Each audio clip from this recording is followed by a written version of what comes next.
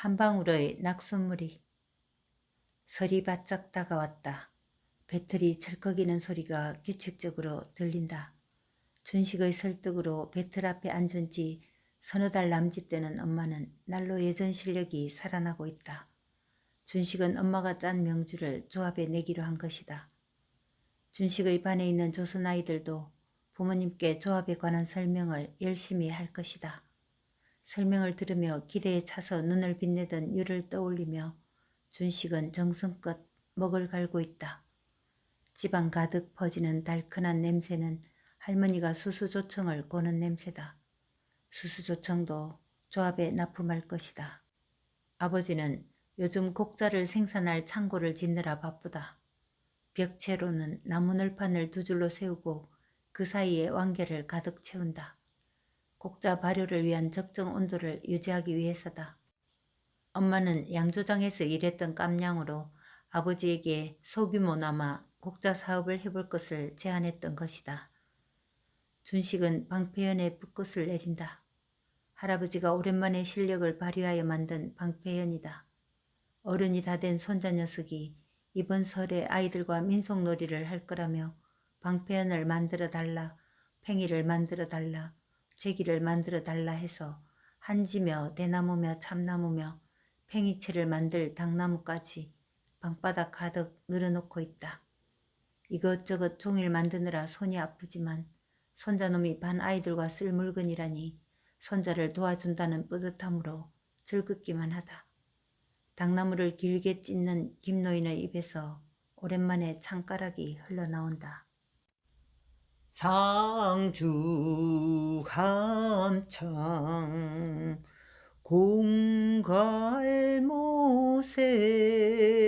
공갈못에 연밥 따는 저처자야. 부엌에서 가녀린 할머니의 목소리도 가세한다. 연밥 줄밥 내따 주마 우리 부모 모셔다오. 두 사람의 합창 사이로 배틀 소리가 규칙적으로 끼어들고 있다.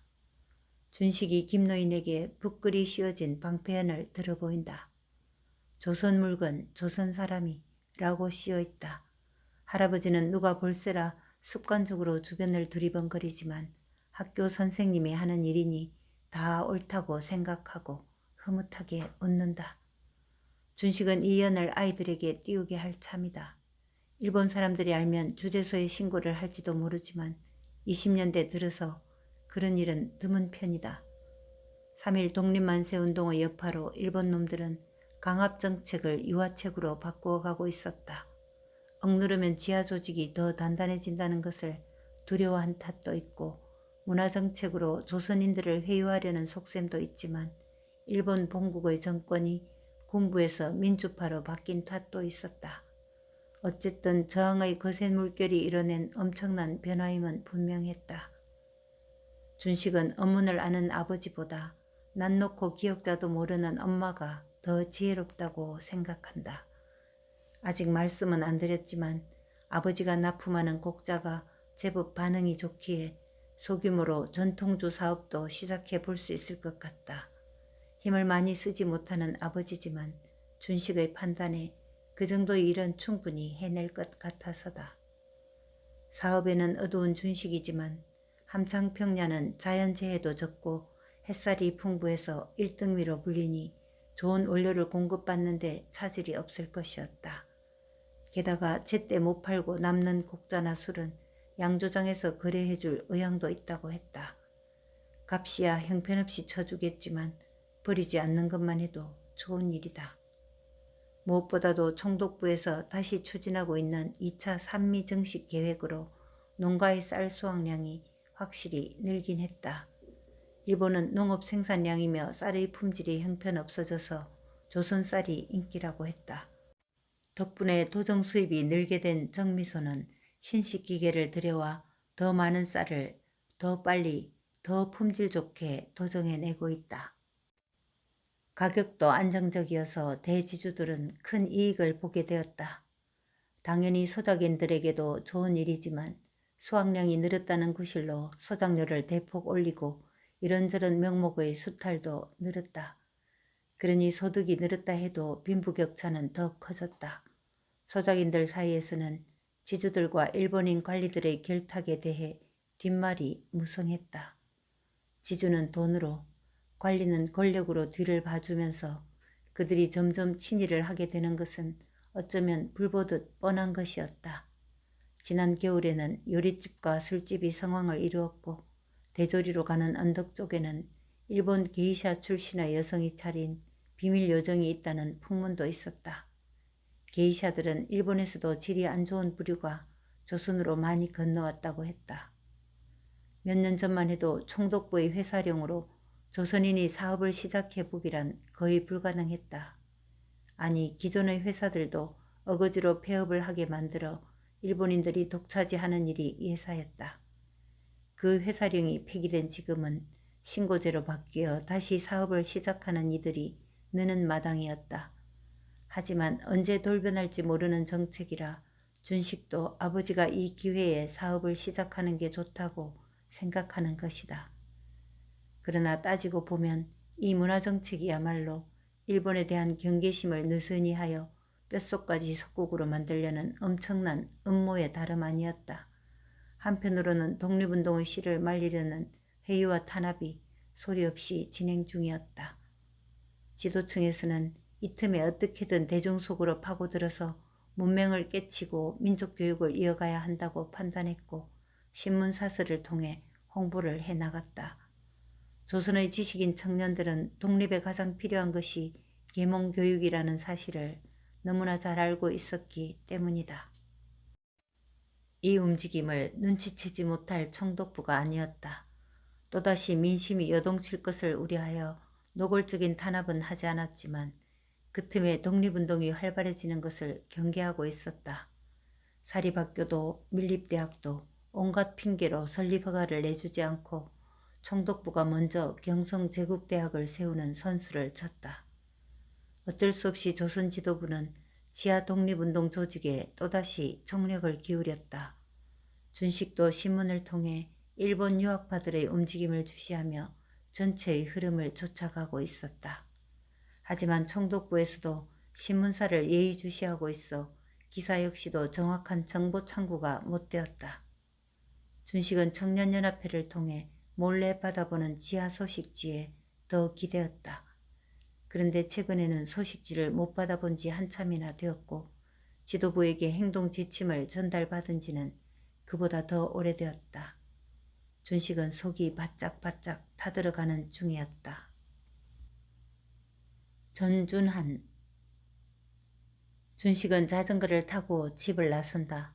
새해가 멀지 않았음을, 곧 조합 설립일이 멀지 않았음을 느끼게 하는 공기와 들판과 하늘이라고 이치에 맞는지 아닌지도 모를 생각을 하며 얼굴에 와닿는 찬 공기를 만끽한다. 준식은 문득 자신에게 자전거가 있다는 것에 으쓱해진다. 어릴 적 자전거에 가방을 싣고 가며 책보따리를 끼고 걸어가는 자신의 곁을 비웃듯 스쳐가던 타다요시. 치사한 장난질로 시비를 걸어오던 타다요시. 등하교 시간마다 그 타다요시와 마주치는 일은 얼마나 괴로웠던가. 준식은 그 옛날 자신을 비웃기 위해 길섭에 숨어 있다가 나타나던 그 어린 것의 비뚤어진 심성에 측은지심마저 든다. 녀석은 우리 돈으로 자전거를 샀지만 나는 내 힘으로 자전거를 마련했다. 타다요시는 지금 경성에서 미쓰비시 출장소에 다니고 있다고 한다. 분명히 빽줄이 있는 거라고 아버지는 굳게 믿는다. 준식은 아무런 관심도 없다. 남의 나라를 침략해서 살고 있는 놈들의 삶은 이미 글러버린 것이라고, 되먹지 않은 삶이라고 생각한다. 낙수물이 대도를 뚫는다지 않는가. 할아버지도 할머니도 아버지도 엄마도 유리도 우리 모두는 조선 독립을 위한 한 방울의 낙수물이 되어야 한다. 준식은 페달을 힘껏 밟아본다. 역시 하늘이 무너져도 솟아날 구멍은 있었다. 준식은 지금 전준환과의 저녁 회합에 가는 길이다. 전준환은 동생인 전진환이 일본에서 설립한 협동조합 운동사에서 활동하다가 지난해에 먼저 귀국했다. 동생인 전진환은 졸업을 2년이나 남긴 상태였고 조선의 현실은 한시가 급했기 때문이었다. 누구나 선망하는 일본인 유학생이라는 사실만으로도 선택받은 특권층일 수밖에 없지만 사실 두 형제는 찢어지게 가난한 농민의 아들들이었다. 여관 심부름꾼 등 온갖 밑바닥 생활을 전전하면서도 공부를 포기하지 않았던 가난한 고학생들이었다. 맨주먹으로 어렵게 와세다 대학 졸업장까지 받은 그는 일본에서 곧장 고향 상주로 돌아왔다.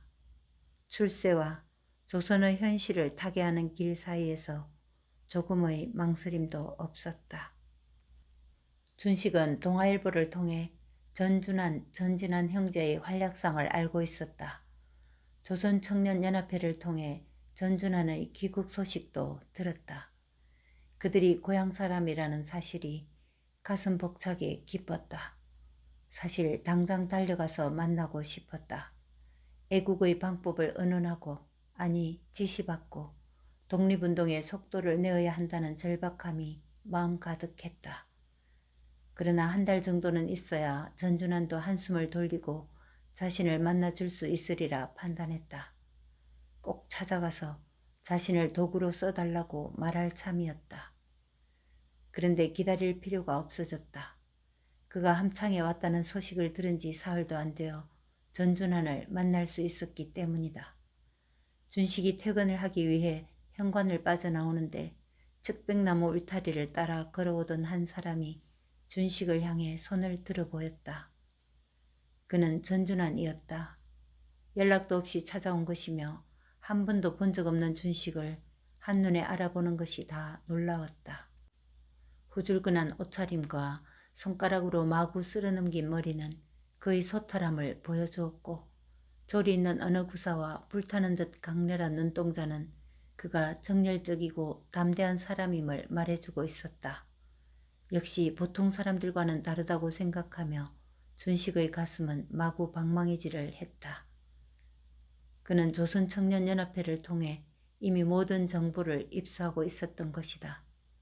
준식이 조선청년연합회의 지역 조직이며 현재는 조직의 명운이 끝나간다는 것을, 그리고 물산장려회의 명운도 함께 표류하고 있다는 것까지.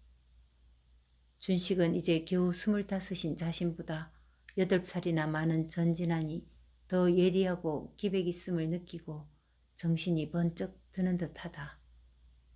전준환은 만나야 할 사람들이 많았지만 가장 먼저 상의할 대상으로 그를 찾아온 참이었다.